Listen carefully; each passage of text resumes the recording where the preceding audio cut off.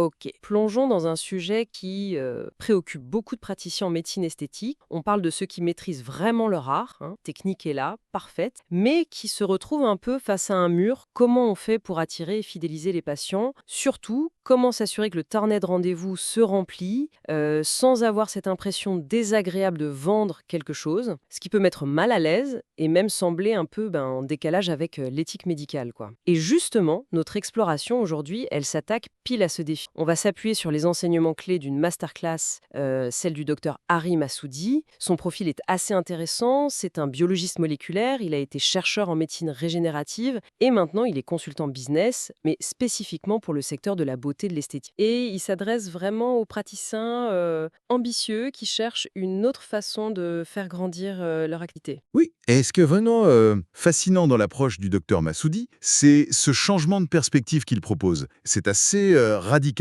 L'idée maîtresse, en gros, c'est d'arrêter de penser vente de traitement, genre une seringue de produits, une séance de laser, pour vraiment se concentrer sur l'offre d'une transformation. C'est plus large. Il s'agit plus seulement de la procédure en elle-même, mais de comprendre vraiment en profondeur et de mettre en avant le résultat final que le patient cherche. Mais vraiment. Et souvent, c'est bien plus que juste de l'esthétique, hein. C'est retrouver confiance en soi, se sentir mieux dans sa peau, ce genre de choses. Alors, voyons un peu ensemble comment cette philosophie, qui est vraiment axée sur la transformation, peut non seulement remplir un agenda, mais surtout, bâtir une patientèle qui est fidèle, engagée. Oui, c'est là où ça devient passionnant, je trouve. Le message qui est vraiment martelé dans cette masterclass, c'est que le patient, au fond, il n'achète pas vraiment la science ou la technologie derrière le produit. Ce qu'il achète, c'est une émotion, c'est l'image qu'il aura de lui-même après, le sentiment qu'il va éprouver. Le docteur Massoudi le dit très clairement. Les praticiens, ils ne vendent pas des millilitres de filler ou des impulsions laser. Ils vendent de la confiance. Ils vendent la possibilité pour le patient, de se rapprocher de cette version un peu idéalisée de lui-même qu'il a dans la tête. Tout à fait. Et ça change absolument tout dans la manière de communiquer pendant la consultation. La masterclass insiste beaucoup là-dessus. Au début, les détails techniques super pointus, tu vois, le fameux G' d'un filler ou la profondeur exacte du microneedling, ça importe peu aux patients.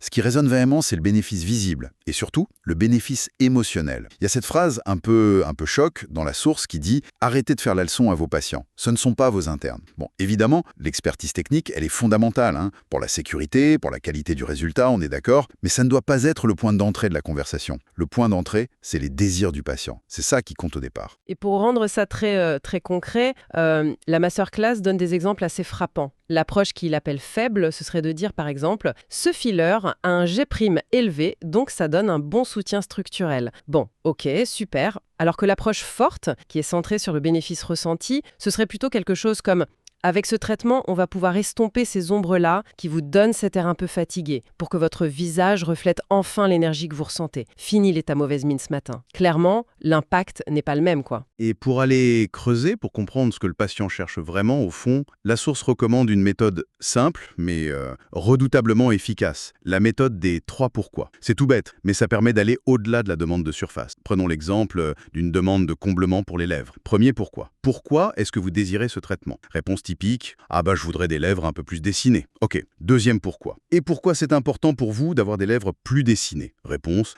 pour me sentir plus à l'aise quand je souris sur les photos par exemple.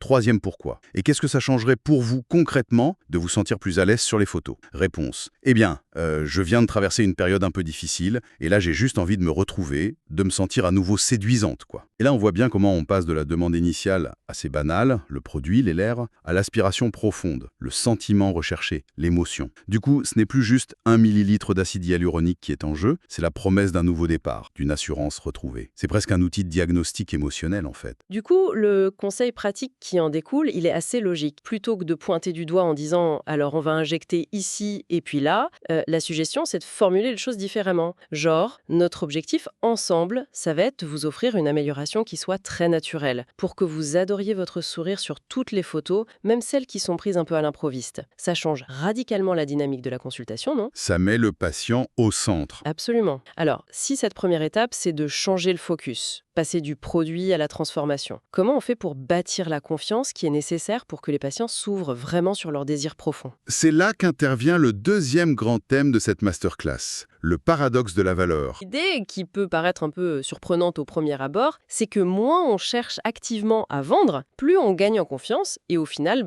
plus l'activité se développe. Oui, c'est ça. Ce concept d'anti-vente, comme l'appelle la source, il est vraiment central. Il s'agit d'arrêter de se poser la question « comment je peux conclure cette vente » ou « comment je remplis cette plage horaire vide » pour se poser une question beaucoup plus sincère. Comment est-ce que je peux réellement aider cette personne qui est là, en face de moi, ici et maintenant? C'est un vrai changement de posture, fondamental.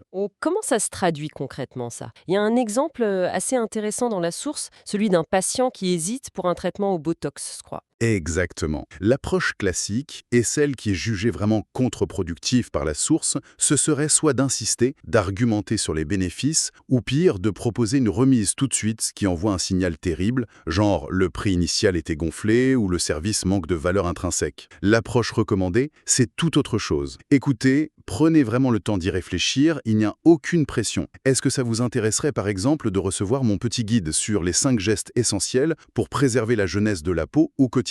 Ça pourrait déjà vous donner des pistes. L'idée, c'est même d'aller plus loin, peut-être envoyer une courte vidéo personnelle du praticier, c'est plus chaleureux qu'un simple PDF. En gros, on offre de la valeur, gratuitement, sans en rien attendre en retour immédiat. Et le résultat qui est rapporté dans la masterclass est assez parlant. Apparemment, environ 40% de ces patients qui ont reçu cette valeur ajoutée, sans aucune pression commerciale, finiraient par revenir pour un traitement dans les 6 mois. Et souvent, ils viennent même accompagnés d'amis ou de membres de leur famille. Pourquoi?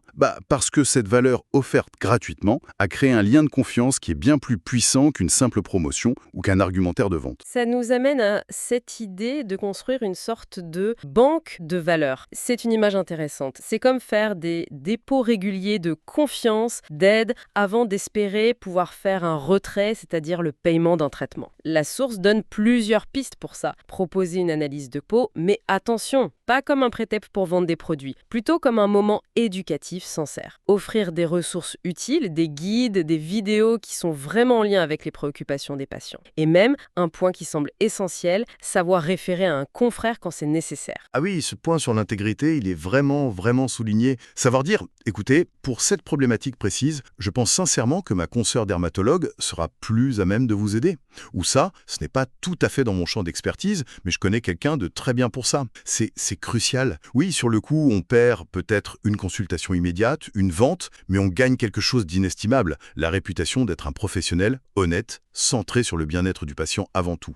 Et la source insiste là-dessus. Ces patients, ils se souviendront de cette intégrité. Ils reviendront quand ils auront un besoin qui correspond vraiment à l'expertise du praticien, ou alors ils enverront des proches en toute confiance. C'est vraiment un investissement à long terme dans la crédibilité. Ça paye toujours. Ok, donc on a changé le focus sur la transformation, on a commencé à bâtir la confiance en offrant de la valeur, mais comment on fait pour que cette relation, elle perdure et se renforce, même après le premier traitement? Comment on crée une vraie loyauté? C'est là qu'intervient le 3e volet important, les micro-gestes et le positionnement en tant qu'expert de confiance. L'idée forte ici, c'est que les patients choisissent et restent avec un praticien, pas seulement pour sa technique, qu'ils pourraient, soyons honnêtes, potentiellement trouver ailleurs, mais beaucoup pour la manière dont il les fait se sentir. Le lien humain, ça fait toute la différence. Tout à fait. Et la clé, d'après cette masterclass, c'est de ne pas laisser cette dimension humaine au hasard, mais de la systématiser. C'est ça le truc. Il faut intégrer ce qu'elle appelle des micro-gestes attentionnés tout au long du parcours du patient. Et ce ne sont pas forcément des choses énormes. Ça peut être un simple message ou un court appel le lendemain d'une injection pour demander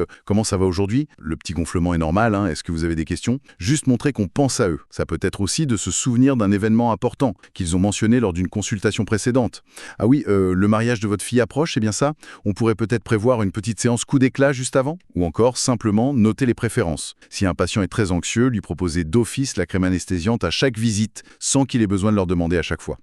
Ça demande une certaine organisation, j'imagine, pour le rien oublier. Oui, tout à fait. La source suggère même de créer une sorte de checklist des micro-gestes pour toute l'équipe, pour être sûr que ces petites attentions ne passent pas à la trappe. Un petit mot pour l'anniversaire, un suivi après un événement personnel important qu'on avait noté. C'est ça. L'idée, c'est vraiment d'ancrer cette culture de l'attention personnalisée dans les process de la clinique.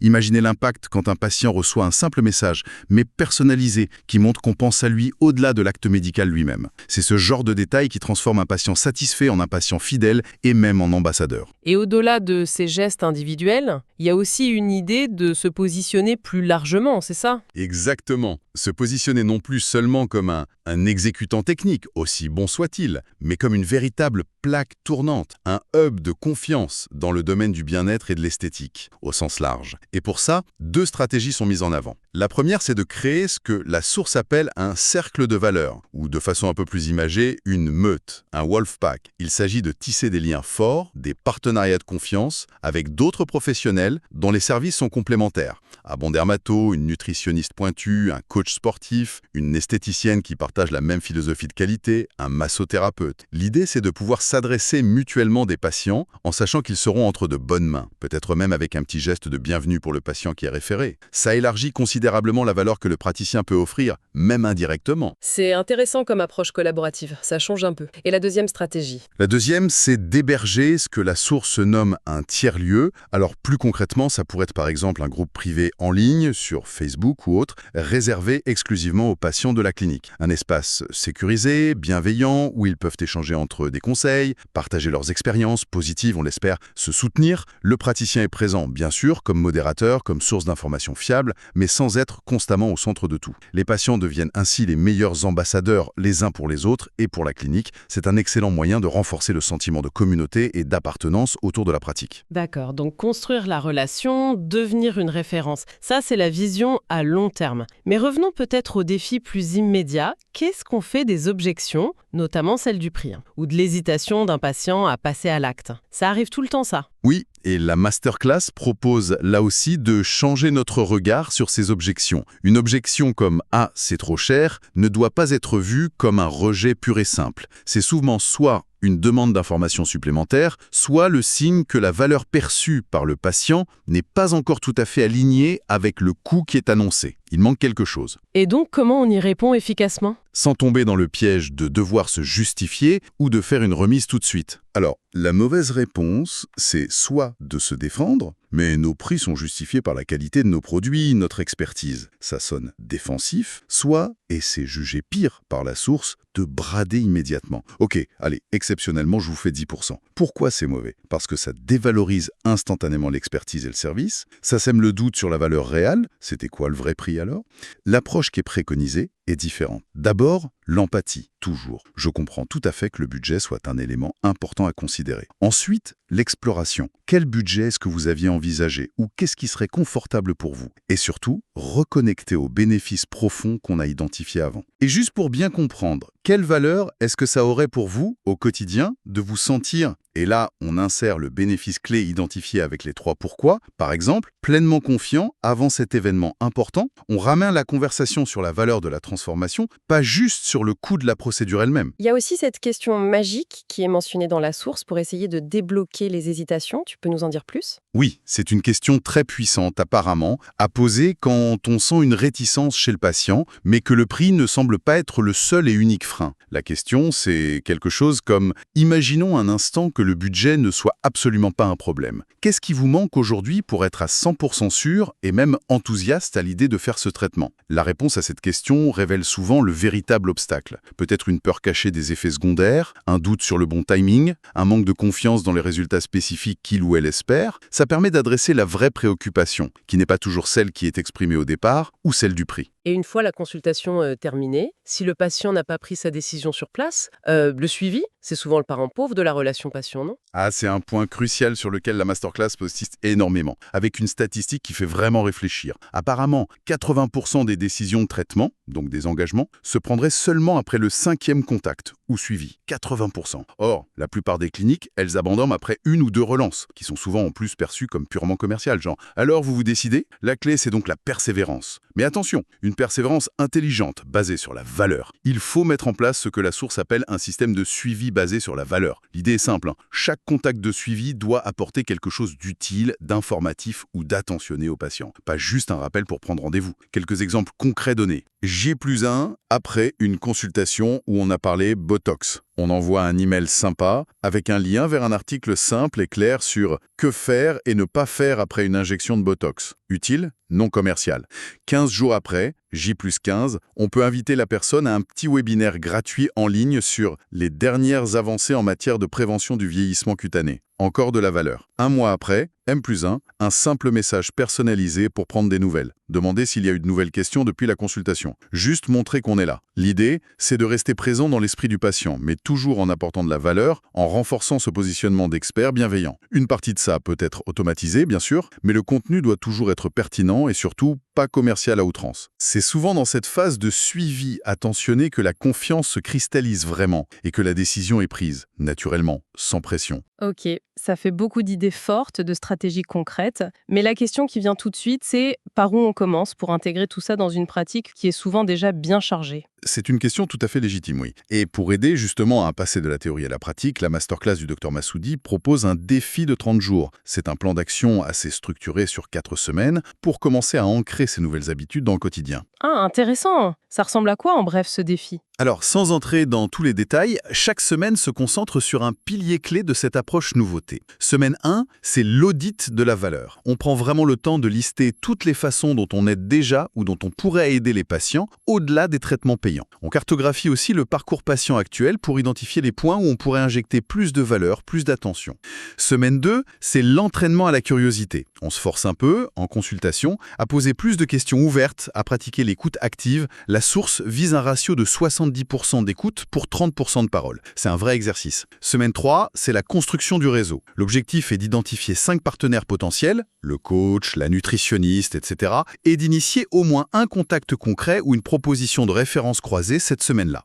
Et semaine 4, c'est le blitz de suivi. On alloue consciemment du temps pour recontacter d'anciens patients avec un message personnalisé et pertinent, pas juste une promo, ou même envoyer quelques notes de remerciement manuscrites, des petites choses qui marquent. C'est une façon de rendre l'intégration de tous ces principes un peu plus gérable, progressive et surtout concrète. Ce défi de 30 jours, ça semble être une bonne manière de mettre le pied à l'étrier, effectivement, pour pas se sentir submergé par tout ça. Exactement. L'objectif, c'est vraiment de transformer ces concepts, qui peuvent paraître un peu abstraits au début, en réflexes, en habitudes qui sont intégrées dans le quotidien de la clinique, pour que ça devienne une seconde nature, et pas juste une initiative ponctuelle qu'on oublie après. Bon, alors, si on essaye de synthétiser le message principal de toute cette exploration, basée sur la masterclass du Dr Massoudi, qu'est-ce qu'il faudrait retenir avant tout selon toi? Le message fondamental, je pense, c'est peut-être que les praticiens en médecine esthétique qui réussissent le mieux sur le long terme, ce sont ceux qui comprennent qu'ils ne sont pas seulement dans le business de l'esthétique, ils sont avant tout dans le business de la confiance. Oui, c'est ça, en se concentrant moins sur la vente directe de procédures et beaucoup plus sur la transformation globale, c'est-à-dire ce que le patient ressent vraiment, la confiance qu'il ou elle regagne,